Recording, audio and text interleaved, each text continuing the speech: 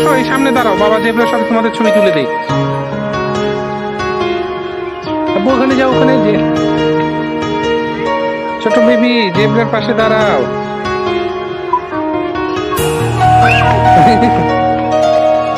কি করছে বাবা?